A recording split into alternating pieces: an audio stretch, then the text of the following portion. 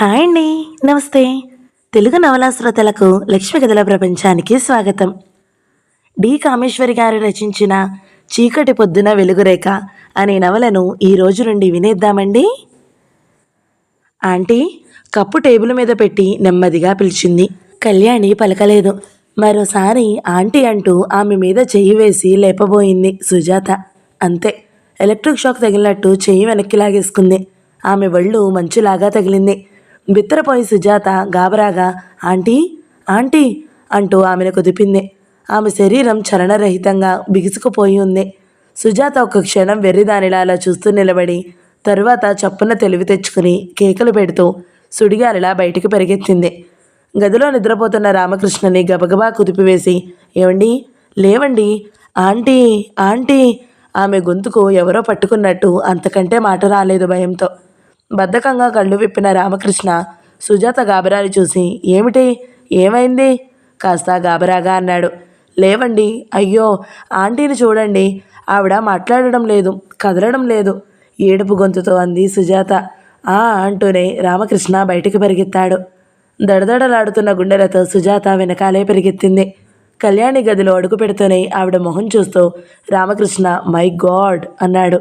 ముందుకు వెళ్ళి ఆత్రంగా ఆమె చేయి పట్టుకుని పల్సి చూశాడు. రామకృష్ణ ముఖం నల్లబడిపోయింది. వెంటనే అతని మొహం చూస్తున్న సుజాతకి అర్థమైపోయింది. రామకృష్ణ మరోసారి ఆశ చావనట్టు చేయి పట్టుకుని పల్సి చూశాడు. కన్నురెప్పలు ఎత్తి చూశాడు. తరువాత లాభం లేదన్నట్టు తల పంకించి సుజాత వంక చూశాడు. ఆంటీ అంటూ గొల్లున ఏడుస్తూ ఒక్క ఉదుటున వెళ్ళి మీద పడబోయిన సుజాతని రామకృష్ణ చేతులు అడ్డం పెట్టి పట్టుకున్నాడు. ఏడ్చి లాభం లేదు సుజా, ఆవిడ ఆత్మహత్య చేసుకున్నారు. ఇదిగో స్లీపింగ్ పిల్స్ ఖాళీ సీసా అంటూ పక్కన ఉన్న సీసా తీసి చూపించాడు. ఆంటీ ఎందుకింత పనిచేశారు ఆంటీ అంటూ రామకృష్ణ చేతుల నుంచి తప్పించుకుని మంచం మీద తలపెట్టి ఏడవసాగింది సుజాత. ఊరుకో సుజా, నీవే ఏడిస్తే ఎలా? పిల్లలేరి ఇంకా లేవలేదా? వాళ్ళని గదిలోకి రానియకు, ఏడవకు, లే, ముందు జరగాల్సింది చూడాలి మనం. పోలీసులకి రిపోర్ట్ ఇద్దామా?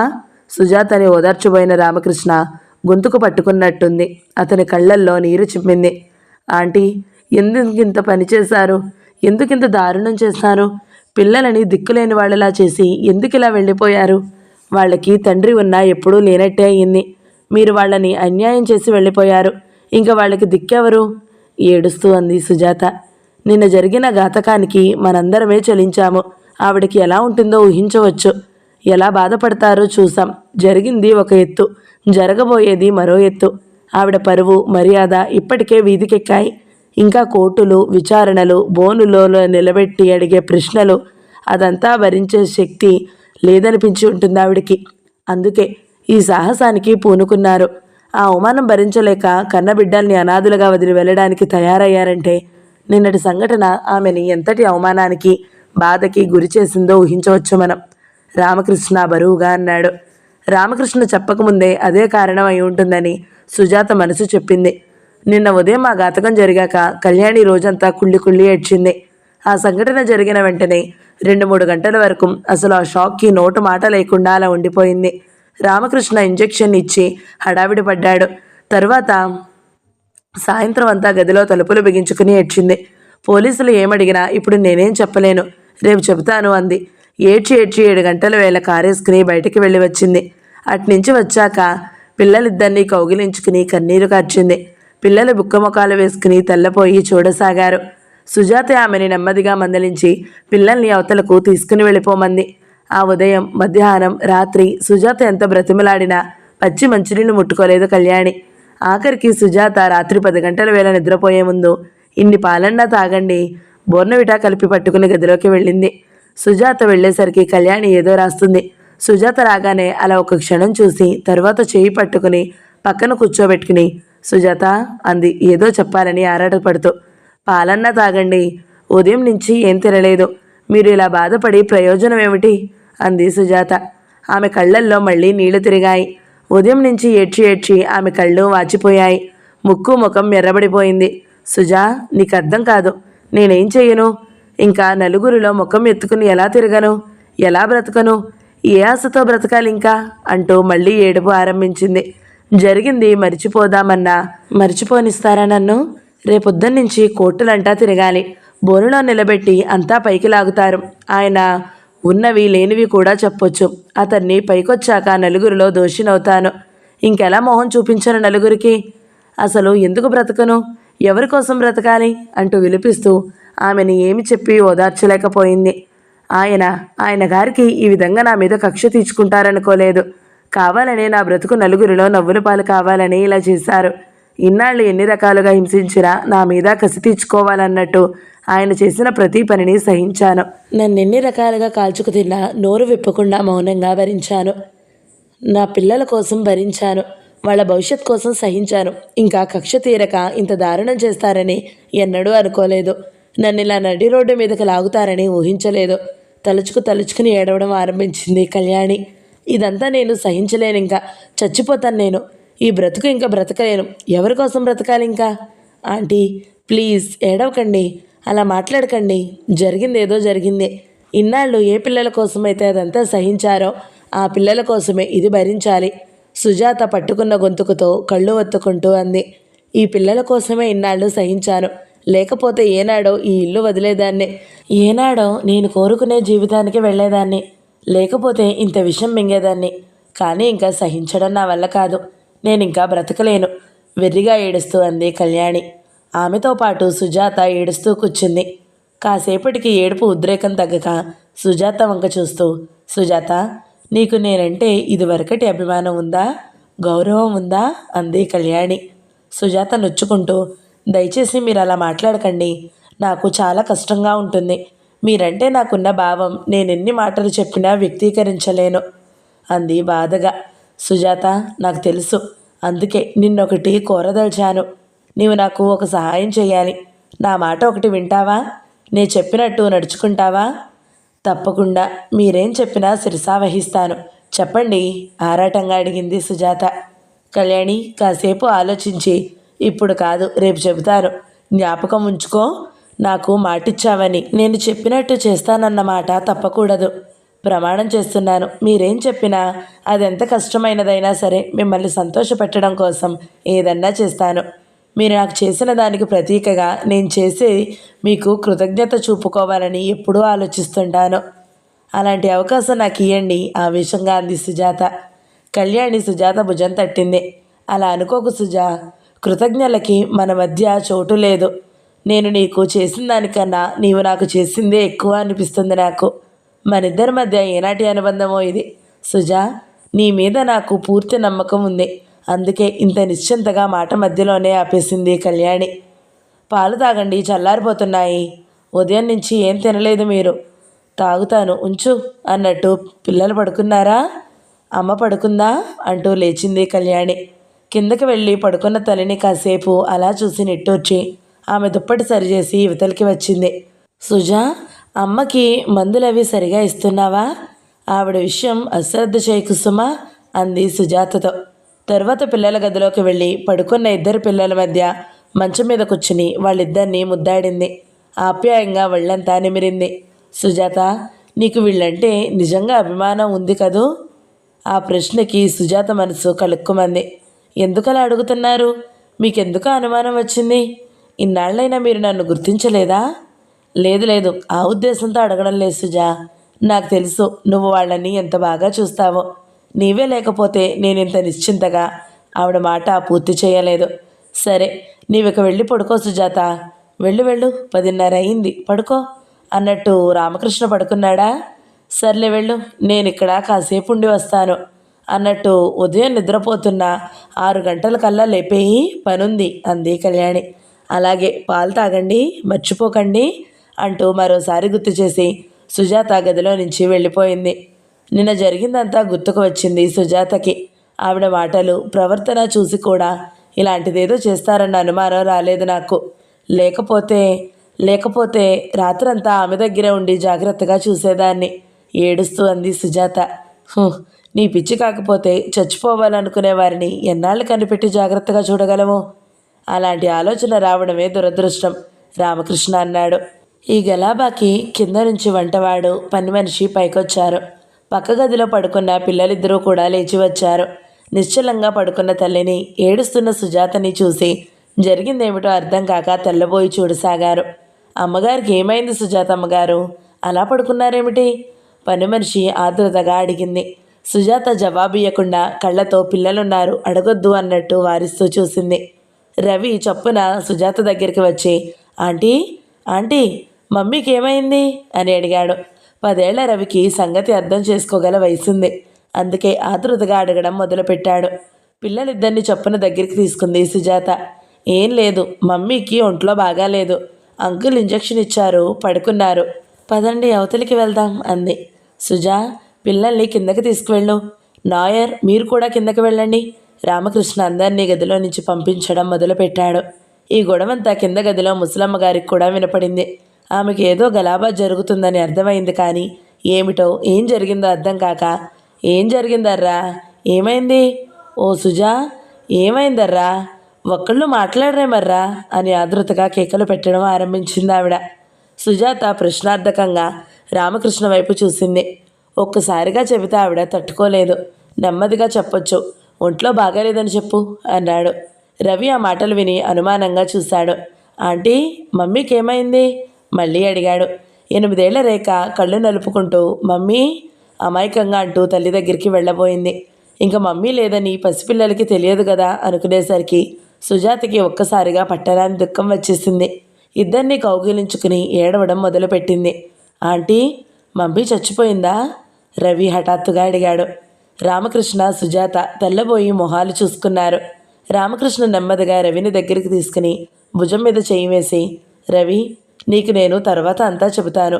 ముందు మీరిద్దరూ కిందకి వెళ్ళి ముఖాలు కడుక్కుని పాలు తాగండి అంటూ ఇద్దరిని కిందకు పంపించాడు. సుజా, చెప్పు, ఏం చేద్దాం? పోలీసులకి రిపోర్ట్ ఇవ్వడం మంచిది కాదు. రవి నాన్నగారికి కూడా కబురు చెప్పాలి. పద కిందకి వెళ్దాం. ముందు ఫోన్ చేస్తాను అన్నాడు రామకృష్ణ. అంగీకార సూచనగా తల ఊపింది సుజాత. అప్పుడే సుజాత దృష్టికి తలగడ కింద కాగితాలు కనిపించాయి. ఇక్కడేవో కాగితాలున్నాయి. ఆంటీ ఏదన్నా ఉత్తరం పెట్టి ఉంటారు అంటూ తీయబోయింది. వద్దు వద్దు, ఉండని. పోలీసులు వచ్చాక తీయవచ్చు. మనం ఏం ముట్టుకోకపోవడం మంచిది. మెట్లు దిగి ఇద్దరూ కిందకి వచ్చారు. కింద గదికి వచ్చేసరికి అప్పటికే మనవల ద్వారా సంగతి విన్న సరస్వతమ్మ గారు, సుజాత, కళ్యాణికి ఏమైంది? ఏం జరిగిందర్రా? కళ్యాణికి ఏ జబ్బు చేసిందర్రా? మాట్లాడరేమర్రా?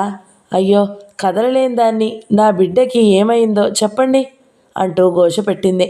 పక్క మీద నుంచి లేవలేని నిస్సహాయ స్థితిలో జరిగిందేమిటో తెలియక ఆమె పడే ఆరాటం చూస్తుంటే సుజాత హృదయం ద్రవించింది. ఆంటీకి ఒంట్లో బాగాలేదు. ఆయన ఇంజెక్షన్ ఇచ్చారు. మత్తులో ఉన్నారు అంది గొణుగుతూ సుజాత.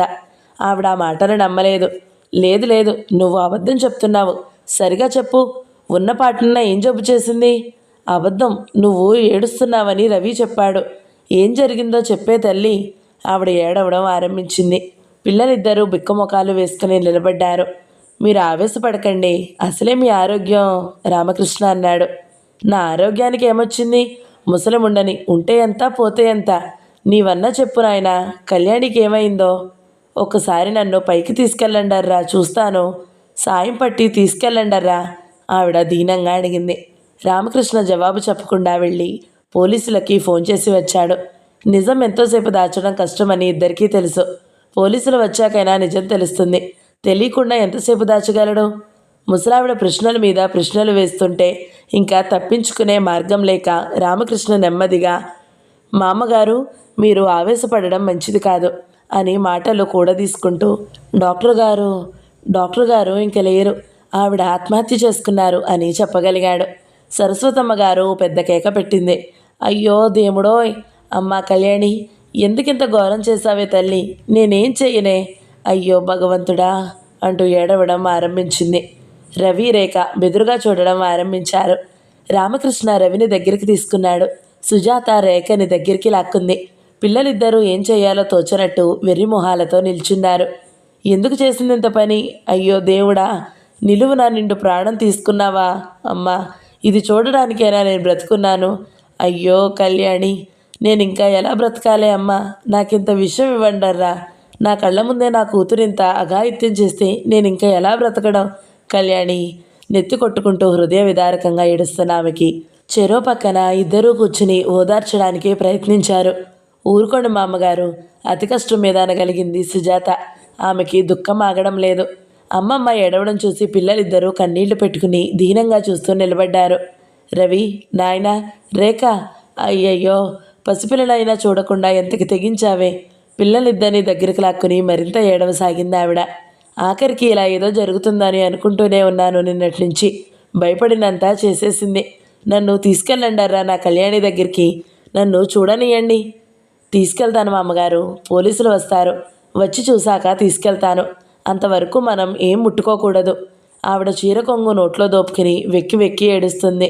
రవి అమ్మమ్మ ఒడిలో ముఖం దాచుకుని నిశ్శబ్దంగా ఏడుస్తున్నాడు. రేఖకి ఇంకా పూర్తిగా చావుకి అర్థం తెలియని వయసు. అందరూ ఏడుస్తుంటే వింతగా బిక్కముఖం వేసుకుని చూస్తుంది. పనివాళ్ళంతా సావిట్లో నిల్చుని గుసగుసగా మాట్లాడుకుంటున్నారు. అరగంటలో పోలీస్ ఇన్స్పెక్టర్ వచ్చాడు. ఆయన నిన్న వచ్చిన అతనే. వస్తూనే, మై గాడ్, నిన్న హత్య, ఇవాళ ఆత్మహత్య ఈ ఇంట్లో. డాక్టర్ గారు ఇంత పని చేస్తారనుకోలేదు. ఇంకా ఇవాళ వచ్చి ఆవిడతో మాట్లాడాలనుకున్నాము. అసలు ఆమె నిన్న మా ప్రశ్నలకు జవాబు ఇవ్వకుండా ఇవాళ ఇస్తానన్నారు అన్నాడు. అసలు ఆవిడ ఆత్మహత్య చేసుకోవడానికి అదే కారణం అనుకుంటాను. పోలీసులు, కేసులు, కోర్టులు ఆవిడ పేరు నలుగురిలో పడడం ఇష్టం లేకనే ఇలాంటి పనికి తలబడ్డారనుకుంటాను. రామకృష్ణ అన్నాడు. ఎక్కడుంది శవం? ఆత్మహత్య చేసుకుంటున్నట్టు ఏమైనా ఉత్తరం అది రాశారా? పదండి చూపించండి ఆమెని. ఉత్తరం ఏదో ఉన్నట్టుంది. మీరు వచ్చాక తీయొచ్చని ఇంకా మేమేం ముట్టుకోలేదు. రామకృష్ణ జవాబిచ్చాడు. గుడ్, పదండి, మెట్ల మీదకు దారితీస్తూ అన్నారు. అందరూ తర్వాత జరగాల్సిన తతంగం జరిగింది. పోలీసు డాక్టరు స్లీపింగ్ పిల్స్ అని ఆత్మహత్య చేసుకున్నట్టు డెత్ సర్టిఫికేట్ ఇచ్చాడు. కళ్యాణి పోలీస్ కమిషన్ పేరు వ్యక్తిగతమైన కారణాల వల్ల ఆత్మహత్య చేసుకున్నట్టు ఉత్తరం రాసిపెట్టింది. మరో కవరు సుజాత పేరున ఉంది. రామకృష్ణ అది సుజాతకు అందించాడు. పోలీసులు పగిని ముగించుకుని వెళ్ళాక మా అమ్మగారిని చేతుల మీద పైకి తీసుకుని వచ్చారు.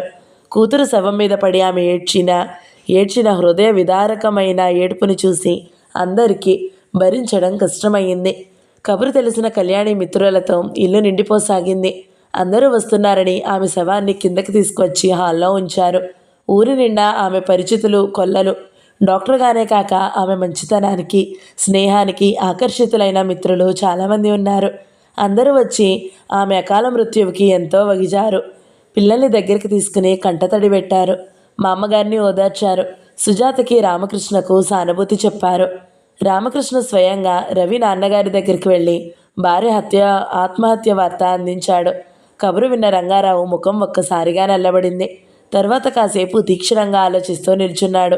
భార్యని ఆఖరిసారిగా చూడడానికి పోలీస్ పర్మిషన్ తీసుకుని పోలీస్ కస్టడీతో ఆయన్ని ఇంటికి తీసుకువెళ్ళడానికి ఏర్పాటు చేశాడు రామకృష్ణ. కానీ రంగారావు అవసరం లేదు, చూడ్డానికేముంది అని రావడానికి నిరాకరించాడు. రామకృష్ణ తెల్లబోయాడు. కాసేపు ఊరికిని ఒకసారి చూసి వెళ్ళండి అంటూ మళ్ళీ రిక్వెస్ట్ చేశాడు. రంగారావు తల అడ్డంగా తిప్పాడు. చేసేదేం లేక రామకృష్ణ వెళ్ళడానికి లేచాడు. రంగారావు కాస్త సందేహిస్తూ వెనక్కి పిలిచి, పిల్లలు ఎలా ఉన్నారు అన్నాడు గొణుగుతూ. కనీసం పిల్లల విషయమైనా అడిగినందుకు సంతోషిస్తూ, పిల్లలకేం భయం లేదు, మేమున్నాం, జాగ్రత్తగా చూస్తున్నాం అని భరోసా ఇచ్చాడు. రంగారావు నిట్టూర్పి విడిచి, ఇంకా మీరే వాళ్ళకి దిక్కు, వాళ్ళని మీరే కనిపెట్టాలి, జాగ్రత్త. కళ్యాణి ఇలా చేస్తుందనుకోలేదు అంటూ గొణిగి ఎర్రబడ్డ ముఖాన్ని తిప్పుకొని వెళ్ళిపోయాడు. ఇంటికొచ్చి రామకృష్ణ సుజాతతో అంతా చెప్పాడు. భార్య చనిపోతే ఆఖరిసారన్నా చూడడానికి నిరాకరించిన ఆయన కఠినత్వాన్ని ఏవగించుకుంది సుజాత. అవును, ఆవిడ ఇలా ఆత్మహత్య చేసుకోవడం ఆయన ఉద్దేశం కాదు. ఆవిడని కోర్టుకి ఇచ్చింది. నలుగురి ఎదుట ఆవిడని అవమానించడమే ఆయన ఉద్దేశం. అది ఇంకా నెరవేరదు. దేనికోసమైతే ఆయన ఈ పని చేశారో ఆ కోరిక తీరలేదు పాపం. కళ్యాణి ఇలా చేస్తుందనుకోలేదు అని అన్నారని రామకృష్ణ చెప్పిన మాట విని సుజాత కసిగా అంది. 12 గంటలకల్లా కళ్యాణి అంతిమ ఏర్పాట్లు జరిగాయి. రవి చిన్నవాడని రామకృష్ణ దహన సంస్కారం చేయడం మంచిదని అందరూ సూచించారు.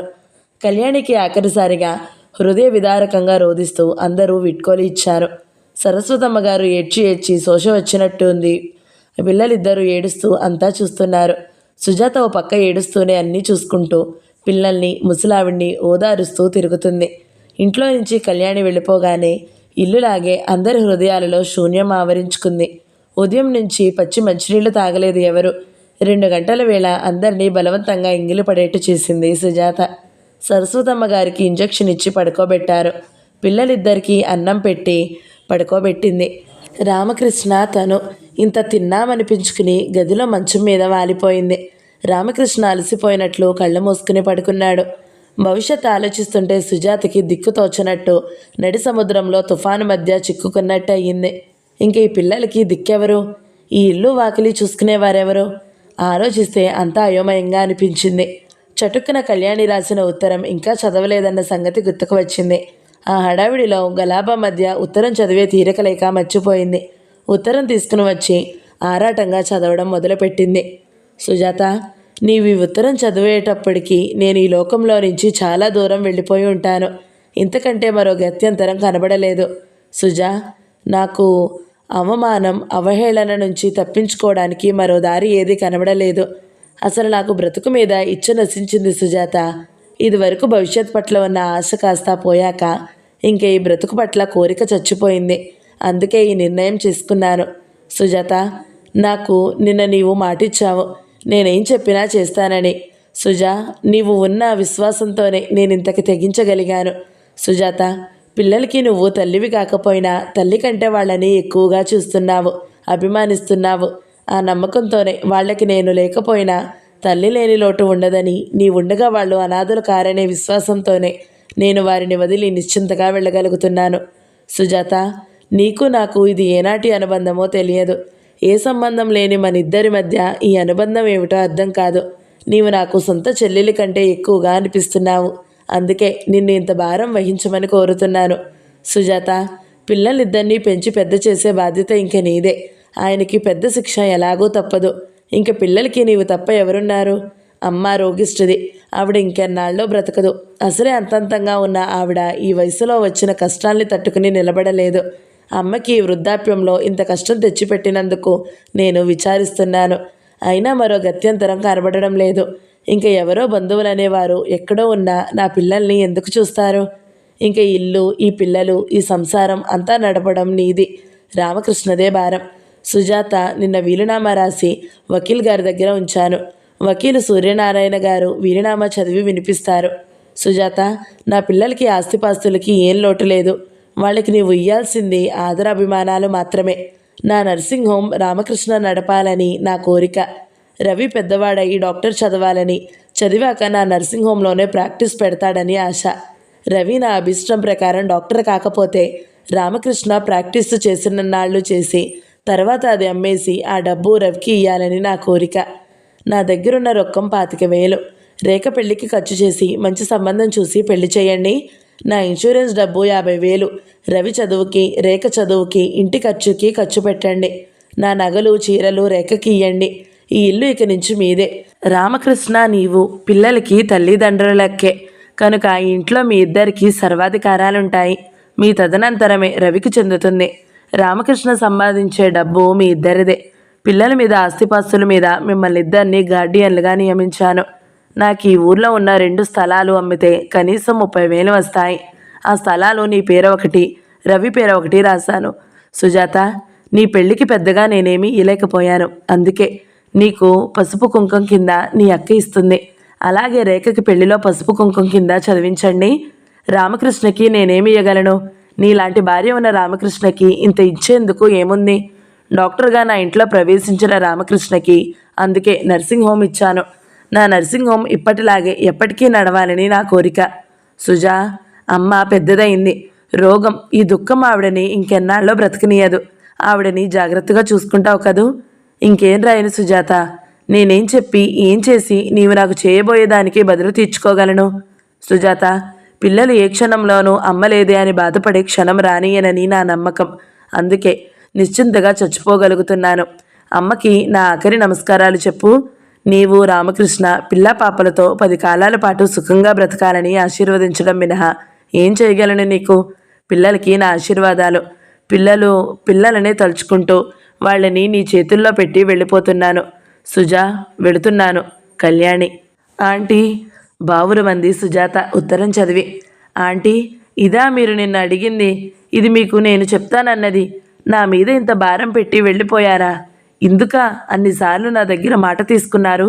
మూర్ఖురాలిని, తెలుసుకోలేకపోయాను ఏడుస్తూ అనుకుంది సుజాత. ఏమిటి సుజాత, ఏం రాశారు మేడం ఉత్తరంలో? రామకృష్ణ కళ్ళు తెరిచి చదువుతున్న సుజాతని అడిగాడు.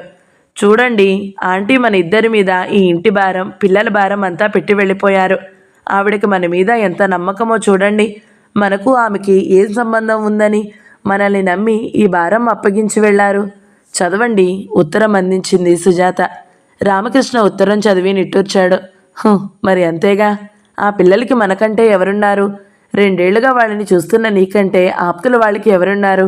సుజాత, ఆవిడ మనకు చేసిన దానికి, ఆవిడ పట్ల కృతజ్ఞత చూపుకోవడానికి ఆఖరికి ఇదొక అవకాశమే మనకు మిగిలింది. వాళ్ళకి డబ్బు లోటు లేకుండా ఆవిడే చేసి వెళ్ళారు. ఎటొచ్చి మనం చేయాల్సింది వాళ్ళకి తల్లిదండ్రులు లేని లోటు కనపడకుండా ఆదరించడమే. ఆలోచిస్తుంటే సుజాతకి నిన్న మొన్న ఇంకా తన ఇంటికి ఉద్యోగానికి వచ్చినట్టు అనిపిస్తుంది. ఈ 2 ఏళ్లలో ఇన్ని జరిగాయి. ఆఖరికి ఈ రోజు తన మీద, ఈ ఇంటి బాధ్యతే తన మీద పడుతుందని ఎక్కడన్నా అనుకుందా? ఏమిటి అనుబంధం? ఆలోచిస్తుంటే గతం అంతా గుర్తుకు వచ్చి ఈ వర్తమానం నమ్మశక్యం కావడం లేదు సుజాతకి. ఇక్కడికి రాకపోయి ఉంటే తను ఎలా ఉండేది? ఇప్పటికీ ఇంకా ఉద్యోగాలకి వెతుక్కుంటూ, పెళ్లి కన్నా నోచుకోకుండా నిర్లిప్తంగా, భారంగా, నిస్సహాయంగా రోజులు వెళ్లదీస్తుండేదేమో. ఇక్కడికి వచ్చాక తన జీవిత గమనమే మారిపోయింది. గత జీవితాన్ని నెమరు వేసుకుంటూ అలా మంచం మీద పడుకుని కళ్ళు మూసుకుంది సుజాత. ఆ రోజు ఆఫీస్ మెట్లు దిగుతూ అప్రయత్నంగా సుజాత నిట్టూర్చింది. ఆనాటితో ఉద్యోగం సరి అనుకుంటే సుజాత మనసు బాధపడింది. మళ్ళీ ఉద్యోగాల వేట మొదలు. తనకి ఎవరిస్తారు? ఎన్నాళ్ల బట్టో ప్రయత్నిస్తే ఈ లీవ్ వేకెన్సీ ఉద్యోగం దొరికింది. అదృష్టం వల్ల.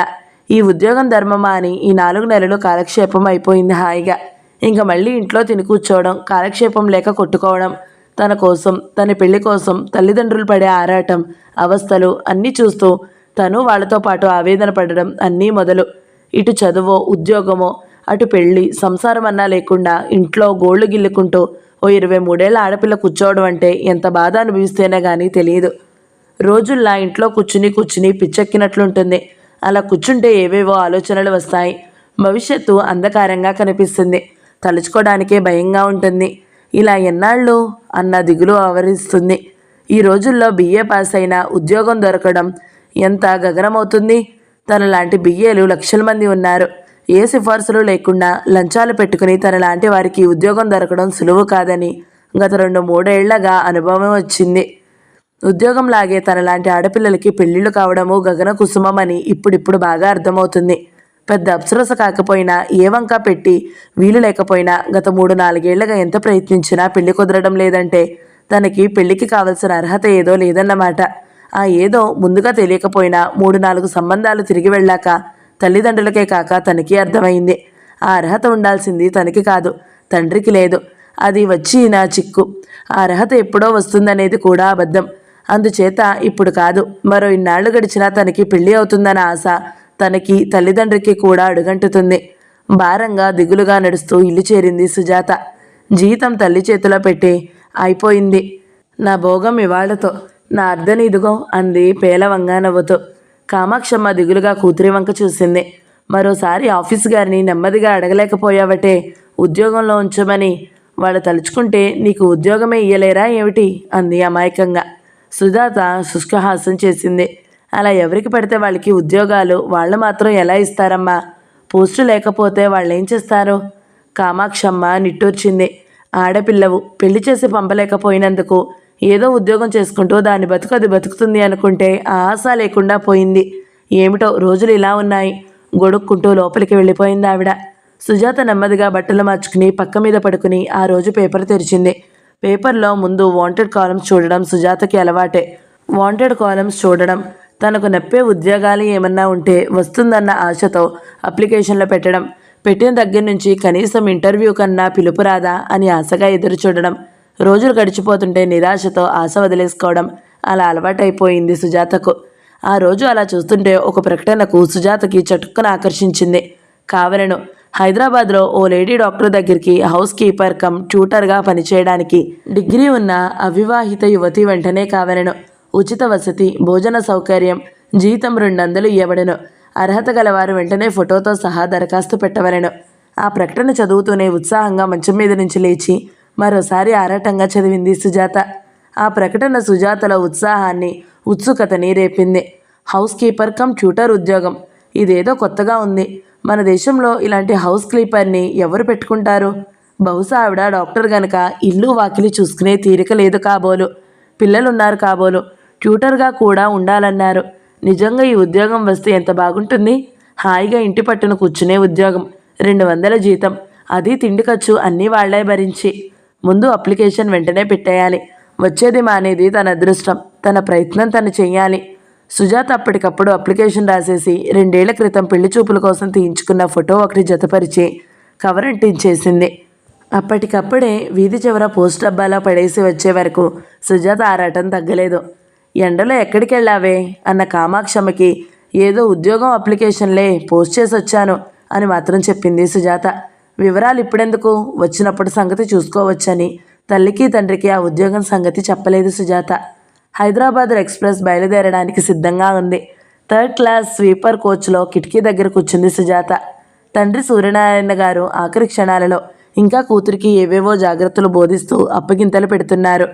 వెళ్ళగానే అన్ని వివరాలు రాయమ్మా, ఆ ఇంట్లో ఎవరెవరుంటున్నారో, నీవేమేం చెయ్యాలో, నీకు అన్నీ నచ్చాయో లేదో అన్నీ రాయసుమా.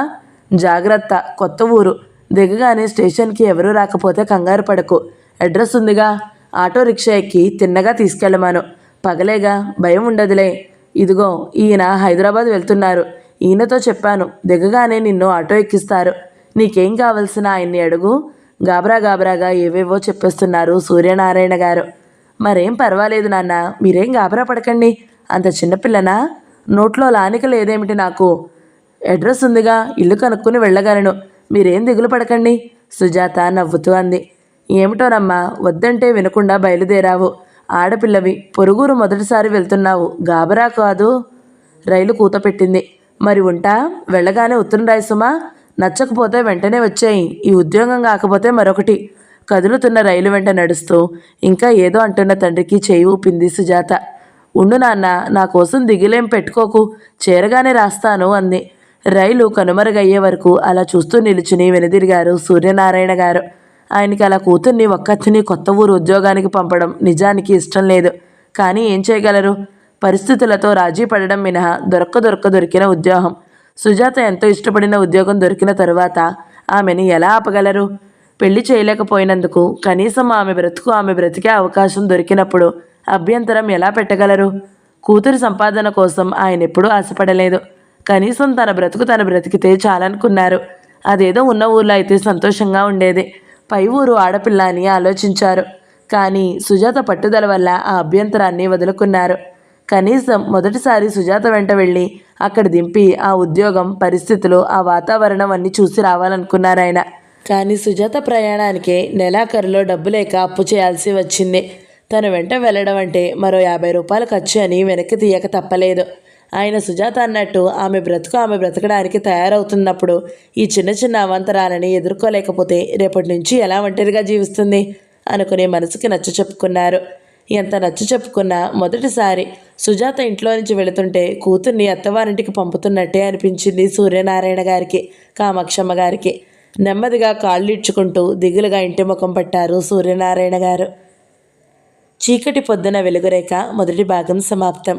ఈ వీడియో మీకు నచ్చినట్లయితే లైక్ చేయండి, షేర్ చేయండి, మంచి కామెంట్ పెట్టండి. ఎవరైనా మొదటిసారి మన ఛానల్ని చూస్తున్నట్లయితే సబ్స్క్రైబ్ చేసుకోండి. Thank you so much for watching. నమస్తే.